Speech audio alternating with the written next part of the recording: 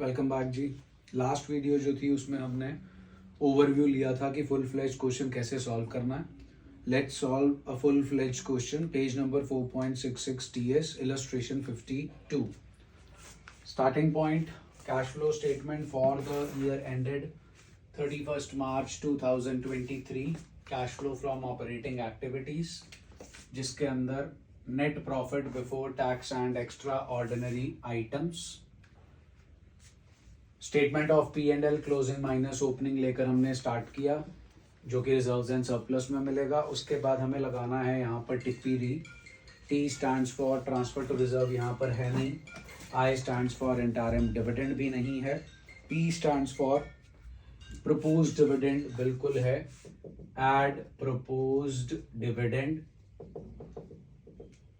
Proposed dividend के अंदर हम लिखेंगे नॉट प्रपोज्ड डिविडेंड, हम लिखते हैं यहाँ पर डिविडेंड पेड, और ब्रैकेट में लिखेंगे proposed dividend of previous year.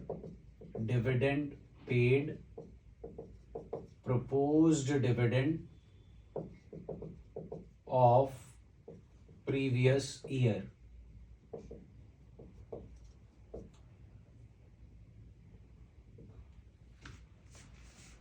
पिछले साल का प्रपोज्ड डिविडेंड है 60,000।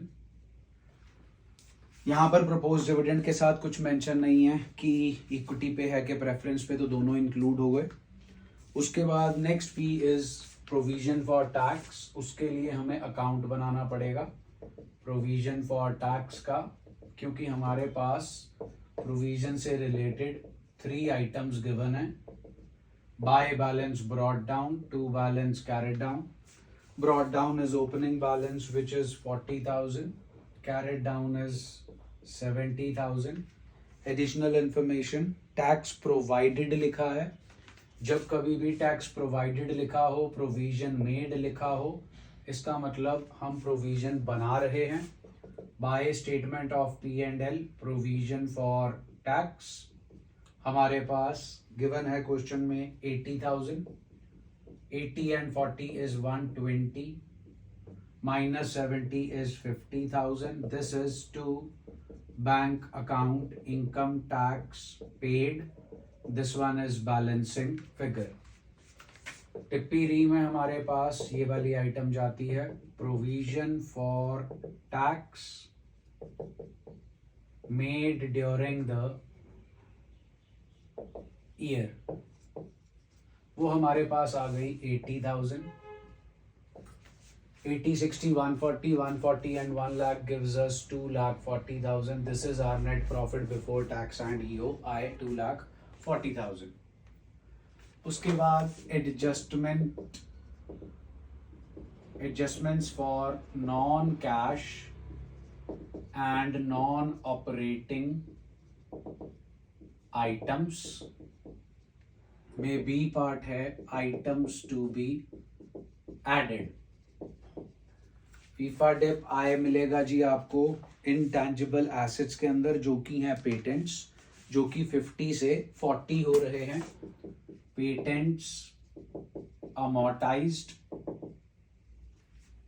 50,000 से हो गए 45,000, so 5,000।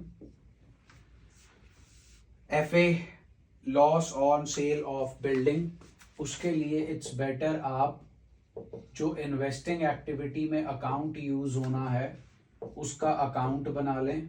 To balance brought down, by balance carried down. Building हमारे पास साल के पहले दिन है, प्रॉपर्टी प्लांट एंड इक्विपमेंट पे जाइए 6 लाख, एंड में भी 6 लाख है। एडिशनल इंफॉर्मेशन, एक हमने बिल्डिंग खरीदी है टू बैंक अकाउंट। बिल्डिंग हमने बाय की है 75,000 की। डिप्रीशिएशन ड्यूरिंग द ईयर हमें मालूम नहीं है, लेकिन हमने 63,000 की बुक वैल्यू वाली बिल्डिंग को 5,000 के लॉस पे बेचा है। सो 63 minus 5 is 58,000। By loss on sale of machinery account आप पूरा लिख लीजिए। डेबिट साइड पे 6,75,000 आता है, क्रेडिट साइड पे 6,63,000 आता है। So 12,000 is the balancing figure and this balancing figure is depreciation. ध्यान दीजिएगा, आपका बिल्डिंग अकाउंट जो है, जो भी एसेट अकाउंट आप बनाएंगे, वो आपको ना सिर्फ इन्वेस्टिंग की आइटम्स देगा बल्कि आपको ऑपरेटिंग की आइटम भी देगा। FA आ गया हमारे पास, loss on sale of building account, loss on sale of building. Loss on sale of building हमारे पास है जी 5,000। डेप्रीसिएशन भी हमें यहीं से मिलेगा, डेप्रीसिएशन ड्यूरिंग द ईयर, वो हमारे पास बैलेंसिंग फिगर आ गई 12,000।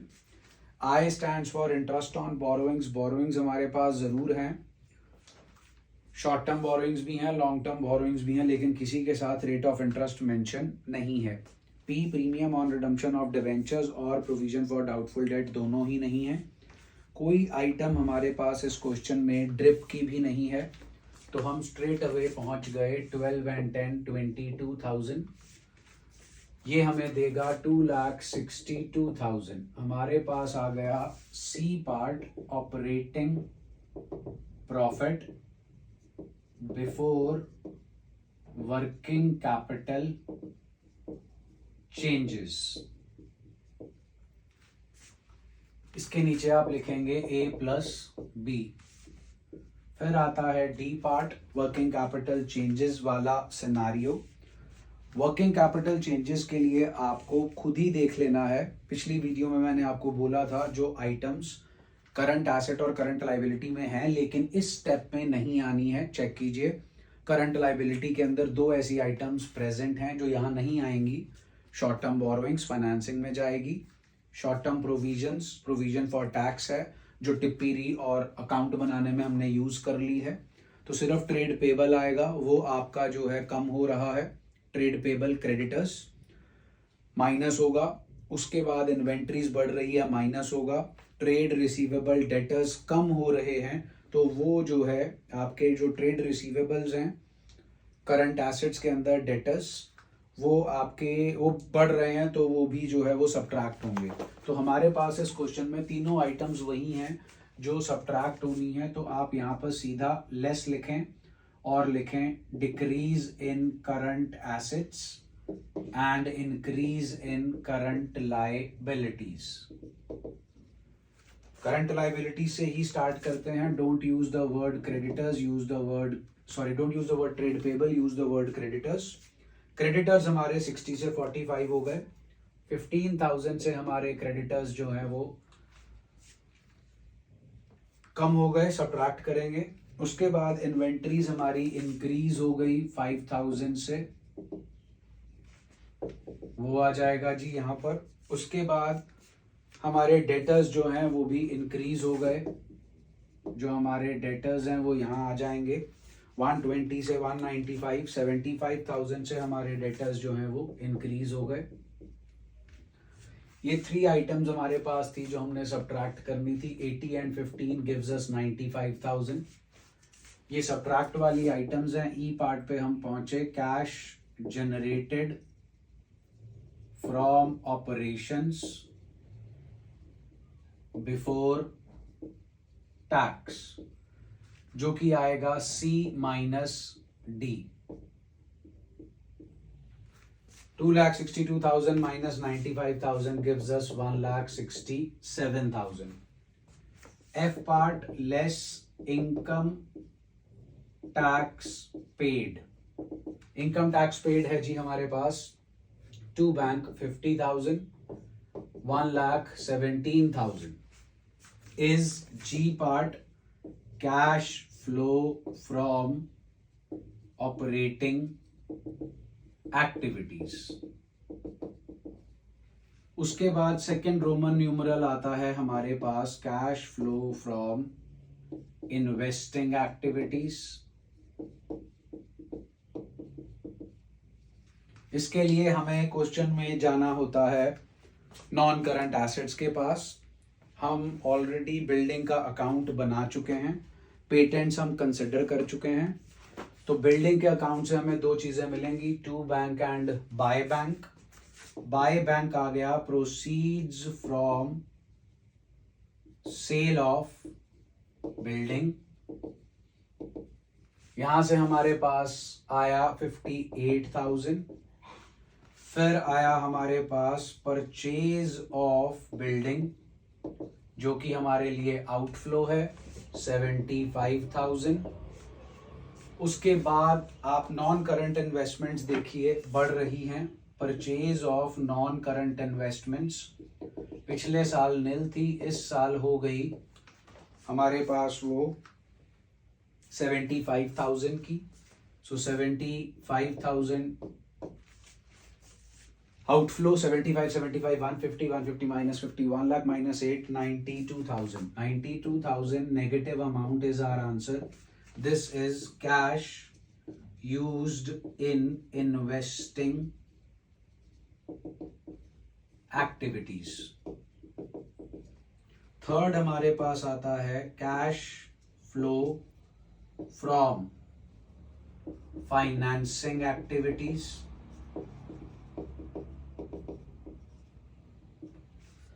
इसके अंदर हमें जाना होता है शेयर होल्डर फंड पे।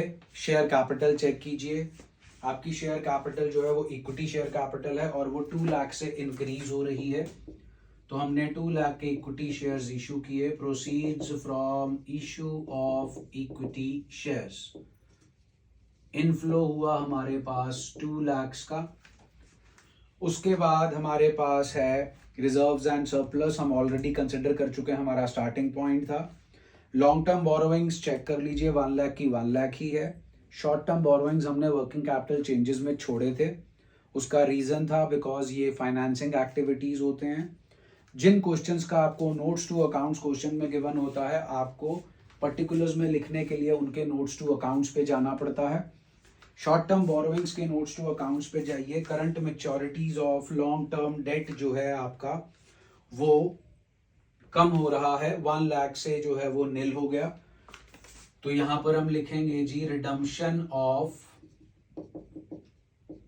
Current maturities of long term debt. आप पूरी फुल फॉर्म लिखिएगा।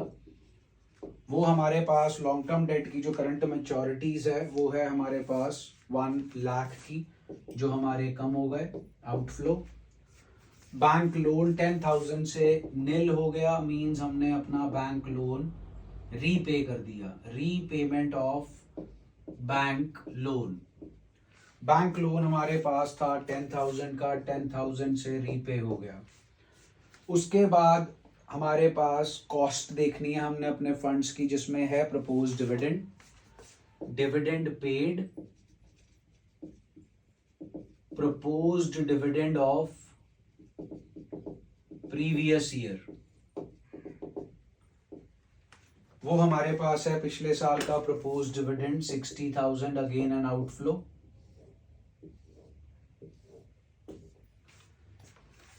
वन लाख 70,000 आउटफ्लो है जी और 2 लाख इनफ्लो है, gives us 30,000।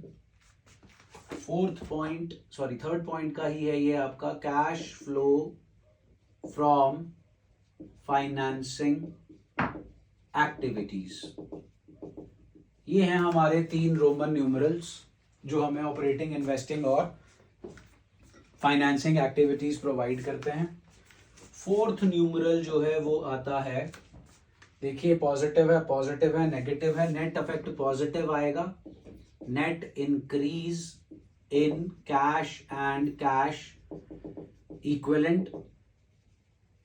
1 plus 2 plus 3 gives us 117 plus 30, 147, 92, 8, 47 and 8, 55,000. 55,000 is the result of 3 activities. अब आप चेक करें, आपके पास opening cash and cash equivalent है 30,000। मैं इधर कर रहा हूं इसको, 4th और 5th स्टेप को, sorry 5th and 6th step को। 5th स्टेप आया add opening cash and cash equivalent. Opening cash and cash equivalent हमारे पास है 30,000 का। 4th स्टेप में हमने 5th स्टेप ऐड किया, हमारे पास 85,000 आ गया। सिक्स्थ स्टेप आप अलग से लिखेंगे, closing cash and cash equivalent, it is 85,000। अब आप चेक करें, फिफ्थ और सिक्स्थ पॉइंट आपका जो है वो दोनों मैच कर गए, मींस आपका क्वेश्चन तकरीबन ठीक है। तो इस तरीके से हमें जो है फुल फ्लेज्ड क्वेश्चन जो है वो आता है बोर्ड के एग्जाम में। आपके क्वेश्चन में 3 जो है वो एडजस्टमेंट्स थी, जिनमें 2 डिप्रीसिएशन से रिलेटेड थी, एक टैक्स से रिलेटेड थी और एक डिविडेंड से रिलेटेड थी। ये एट द मैक्स आपको इतनी ही एडजस्टमेंट्स पूछी जाएंगी, इतनी भी नहीं पूछेंगे ज्यादातर वो बोर्ड्स में, लेकिन ये मेन एडजस्टमेंट्स होती हैं जो आपसे पूछी जाती हैं। अगर आप टीएस गरेवाल को फॉलो करते हैं तो जहां आपके लिस्टेड क्वेश्चंस खत्म होते हैं वहां पर आपको एक क्यूआर कोड दिया होता है, उसे अगर आप स्कैन करेंगे तो आपको एक पीडीएफ खुल जाएगी लिस्टेड क्वेश्चंस की। उसका जो क्वेश्चन नंबर 4 है that is related with this illustration, that is illustration 52 for your practice sake।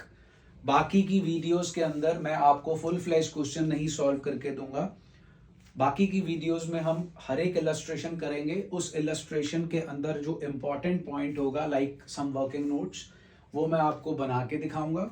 बाकी की जो पॉइंट्स होंगे वो हम ओरली करेंगे with the help of our short forms टिप्पीरी, FIFA DIP, drip and investing और फाइनेंसिंग के लिए, इन्वेस्टिंग के लिए वर्किंग नोट्स की हेल्प लेंगे, फाइनेंसिंग हम ओरली कर लेंगे by comparing the items of share holder fund, non current liability and in current liability, short term borrowings and additional information. So अगर आपको ये इलस्ट्रेशन समझ में आई है, वीडियोस अच्छी लग रही हैं तो उन्हें लाइक करें, शेयर करें एंड चैनल को सब्सक्राइब करें। Stay healthy and safe.